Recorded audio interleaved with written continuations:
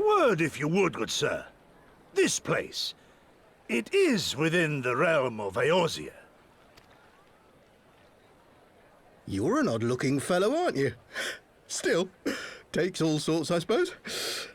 This here's Vesper Bay.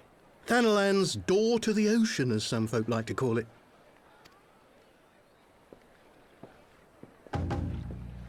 Am I to understand from your answer that I have indeed arrived in Eorzea? Eh? Yes, you're in Eorzea. Ah! A plain response at last, and the one I wanted at that. My journey was not without its hardships, and I would sooner travel by land than put to sea again.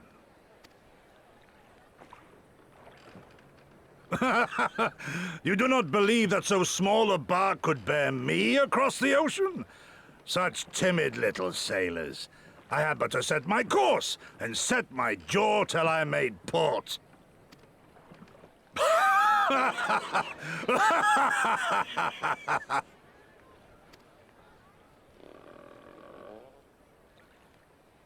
Though, 'twould perhaps have been wise to lay down my oars a moment to sup on more than the spray of brine water.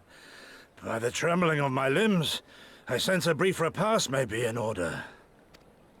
Nay, I will not hearken to the feeble grumblings of an empty belly. Duty comes before all.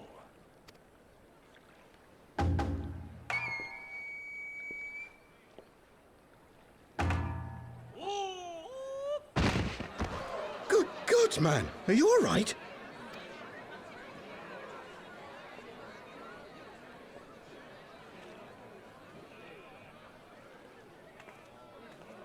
Thou art far indeed from home, friend.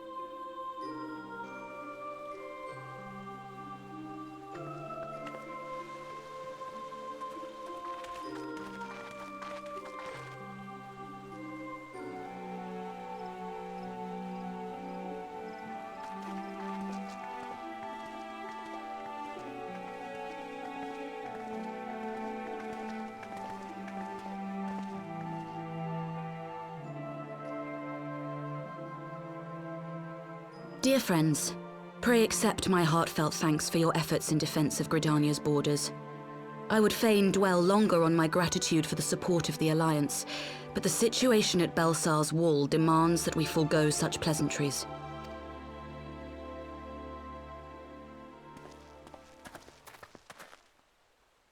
According to our most recent intelligence, the cocoon of light that formed in the air above the wall remains undimmed and unbroken. After measuring the cocoon's etheric concentrations, Archon Y'shtola has confirmed the presence of a primal entity. So we must assume that Ilbert's thrice-damned god is indeed trapped within. And what news of the Imperials? They're not like to ignore such a spectacle. Sir, a Garlean airship was observed making an approach, but the vessel was destroyed when it drew near. The Empire appears to have made no subsequent attempts to reach the object.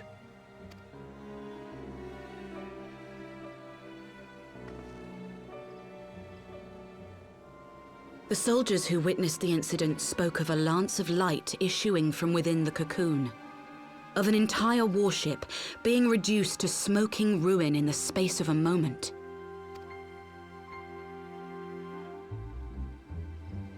Veterans of Carteneau, meanwhile, likened the destruction to that wrought by the fiery wrath of Bahamut.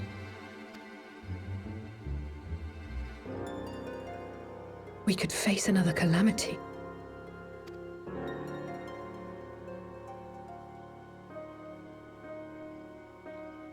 So the Primal is awake then? Contained, yes, but for how long? We must destroy it now, lest it break free. Agreed. There is, however, the small matter of how to get close enough to a being that swats warships from the sky as you would a bothersome gnat.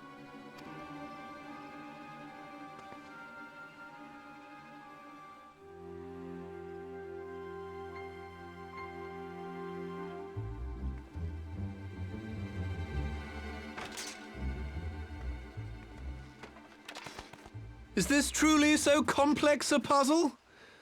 Or have you no stomach for the obvious solution? What in the hells are you doing here? A pleasure to see you too, Garland.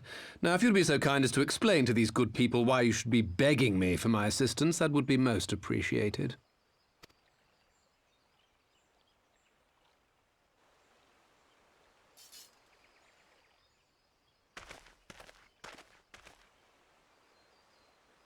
Who is this man?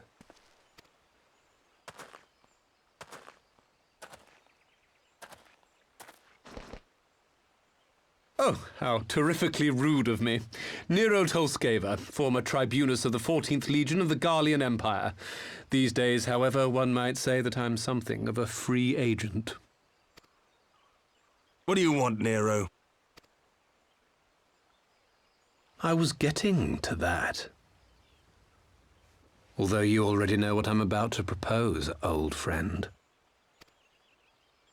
As you have rather belatedly realized, within that frail binding lurks an entity alike in strength to the great Bahamut, and the only force in existence which might conceivably contend with such a foe is the very creation which captured the Elder Primal in the first place.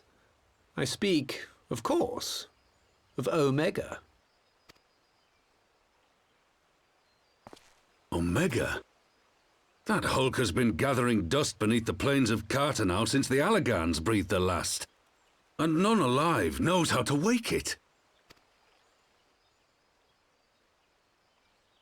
I'm sorry? Do you understand who it is with whom you have the privilege of speaking? I'm Nero Scaeva, Master Engineer, the mechanical genius who restored the Ultima weapon to full operational capacity. And as luck would have it, I'm graciously offering you the use of my considerable expertise. And what, you just expect us to accept? You're a fool if you think your deeds at the Crystal Tower are enough to win my trust, Nero. Trust? You wound me, Garland. All those years, studying side by side at the Academy, sharing both trial and triumph, we were countrymen once, you and I. But sentiment aside, have you a better solution? Or do you mean to send in your vaunted hero there, as you always do, and pray the world is not engulfed in flame?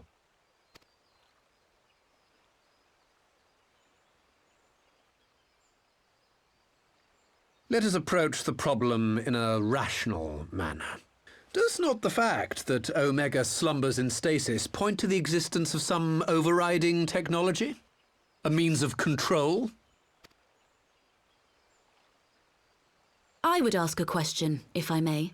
Nero, was it not? In the event that we succeeded in using Omega to shackle the Primal in the manner you propose, what then would become of it? Do we not risk repeating the mistakes of the Allagans? Omega is but a tool. How we choose to employ that tool is entirely up to us. Of course, if you would rather leave it buried beneath Carteneau while you continue your petty squabbles above, then I suppose that is also your choice. Spare us, Nero. The Seedseer's concern is a valid one. He who controls Omega wields the power of the gods, the very power which led the Allagans to destroy themselves. And does it not fall to we engineers to prevent such misuse? What was your company's proud slogan? Freedom through technology? A creed you follow, is it?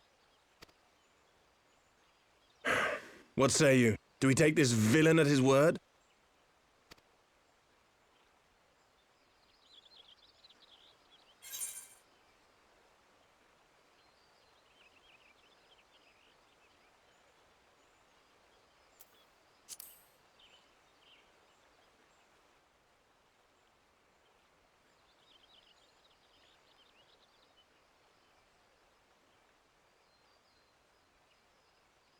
As will I.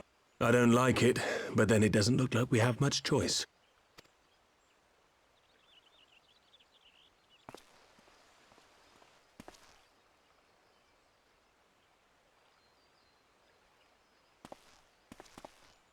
Would the Council be willing to entrust this matter to a pair of former Imperials?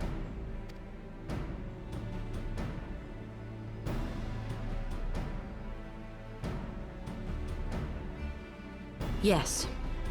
The task of restoring the Allagan relic will be yours. But the responsibility for its reawakening must remain with the Council. Do we condone this course of action? Aye. 'Twould seem we do. Let the record show that we invest this contingent with the authority to enter Carteneau and take command of Omega. Sid, I appoint you leader of the expedition. Scions, I would ask that you assign some few of your number to escort Master Garland and supervise the other one.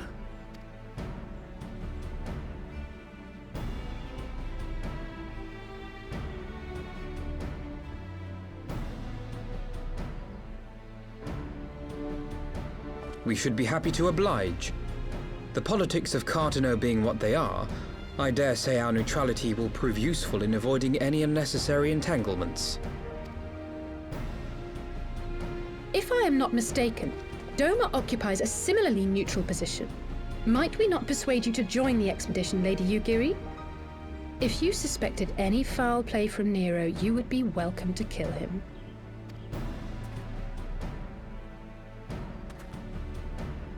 My blade is yours. Not a moment's hesitation, eh? You'll forgive me if I do not shake your hand.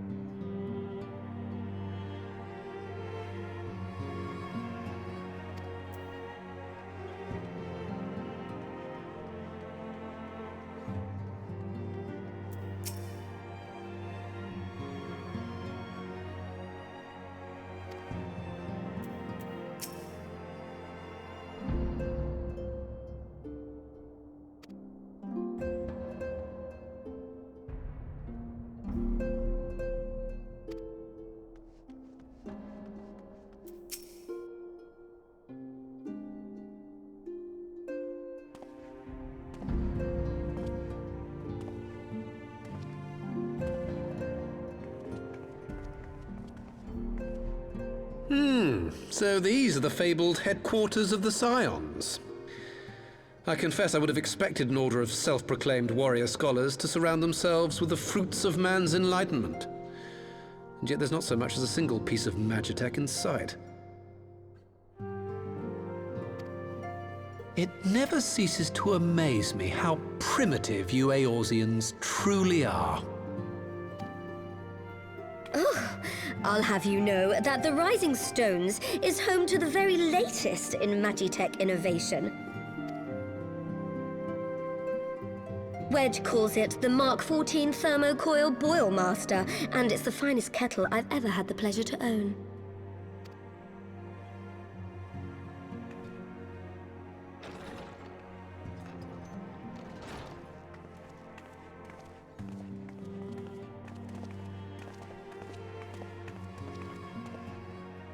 We are returned. Well, Ida and I, at least. Ishtola and the others remained behind to continue their assessment of the binding magic. There didn't seem much point staying just for that, so I decided to come back with Alphino. Papalymo bought us this time. We shouldn't waste it.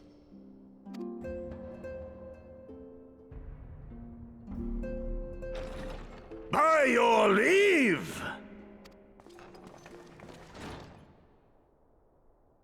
Good gods, that voice could fell a gigas. This is the Rising Stones, domicile of the Scions of the Seventh Dawn.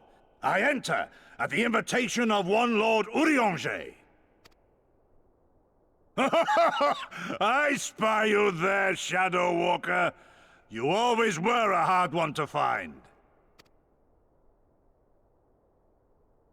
Yugiri, do you know this man?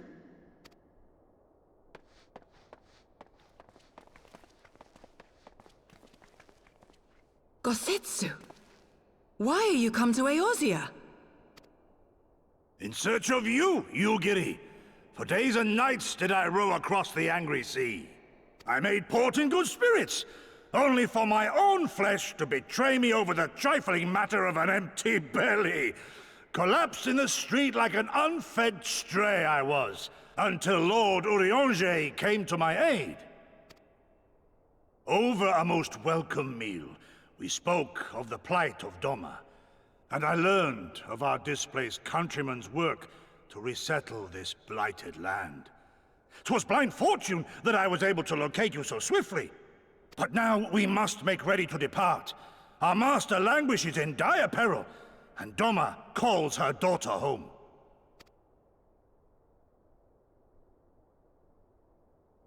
It is not so simple, Gosetsu. There are obligations which bind me here. You refuse? Did you mislay your oath during your flight from our homeland? The laws of hospitality must be honored, but surely the vow to defend your master demands the greater obeisance. It was our master who bid me guide our people to safe haven by any means necessary. And it was the Scions you see before you who provided us succor and sanctuary when all others refused. Dire peril or no, were I to return without first repaying such hospitality, our master would cut me down at the threshold. Mayhap that is so. There is more. A crisis threatens all within this realm, Eorzean and Doman alike, and I go to play my part in its resolution. I will not bring shame upon our liege by abandoning my people or my duty. How very noble of you. Now, in the name of honor, kinship, and, yes, practicality, might I suggest we get this expedition underway? Or would you rather debate the finer points of duty and leave Omega to the Empire? The Empire? Yugiri, you draw steel against the curse of Garlemald? Then why did you not say so? My blade is oath-bound to fall upon the ranks of the Imperials wheresoever they march. Lead on, Shadow Walker, and may the enemy tremble at our coming.